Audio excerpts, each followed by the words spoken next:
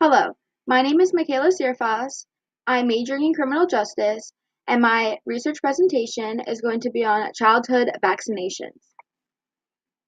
Starting in the early 1800s, there was a breakout of smallpox, which caused a mandate for vaccines. Massachusetts became the first U.S. state to encourage the use of vaccinations against smallpox.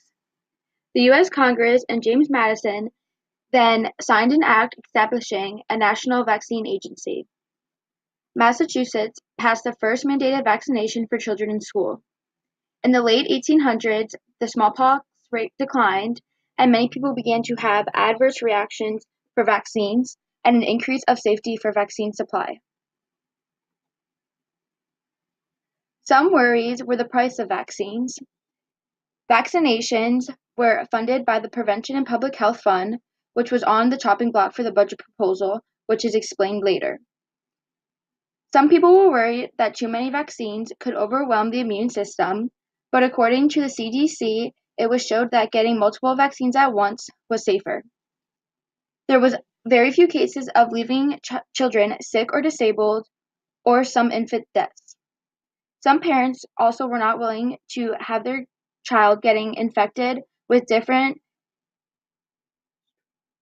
strands of vaccines that their body could not fight off. Children's right to privacy. Many people that defended this were committed to protecting the body's integrity and the right to self-determination, which was a human right. The scientific background was grounded in ethics, law, science, and economics. They believed that lawmakers should vote to leave personal belief alone, and that the public health failed to respect biodiversity and forced children to be treated the same way is unethical and dangerous. They also believed that everybody was born with different genes and a unique microbiome, which was a defense mechanism to fight off certain viruses and diseases. State requirements and laws. The vaccination law was a state vaccination that included that vaccines had a requirement for children in public school, private schools, daycares, colleges, and healthcare workers. The healthcare law. The healthcare law was for healthcare workers around the country that needed to be properly vaccinated against certain diseases to be eligible to work in certain facilities. Vaccines are not government mandated, and each state has its own requirements. Some states allow children to be exempted due to religious, medical, or philosophical reasons. PA laws. Children do not need to be vaccinated under religious and strong moral belief.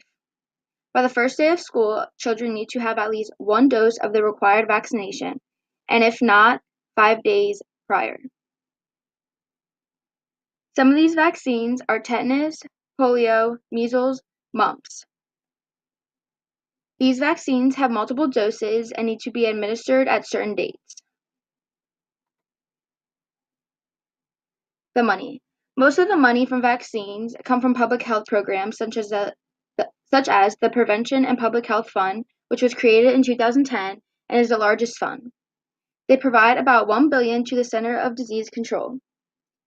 In 2017, this program had about $931 million annually to support the public health, wellness, and prevention activities. In that same year, the CDC received more than $800 million from this program for vaccines coverage and outbreaks. 45% of the total funding is donated to Section 317 Federal Vaccine Program, which is used to buy vaccines and fund immunization programs. These funds also help vaccines become available to children regardless of insurance or ability to pay. In 2018, the federal budget wanted to eliminate the Prevention and Public Health Fund by $1.35 billion over the next 10 years. Some need to know about vaccines. Immunization before 2 can prevent your child from diseases along with others. Children under 5 are more susceptible to diseases because their immune system has not yet built up the necessary defense to fight infection.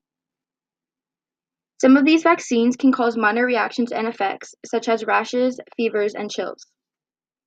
Diseases have not yet disappeared, but if Americans continue to let themselves become vulnerable, they will reappear. The last 20 years, childhood immunizations have prevented 322 million illnesses, 21 million hospitalizations, 732,000 deaths, and saved nearly 1.3 trillion in societal costs. In my opinion, I believe that every child should be vaccinated as long as they are medically fit. This is due to the widespread of outbreaks that has occurred before vaccinations were created and made accessible internationally. Everyone is possibly at risk if parents decide not to vaccinate their child. There is not enough reason or evidence that is provided to show that any child should go unvaccinated. Some states allow exceptions religiously or philosophically. I do not think that this should be acceptable under any circumstances and does not give reason as to why the child should not be vaccinated to be the cause of a future outbreak. Thank you.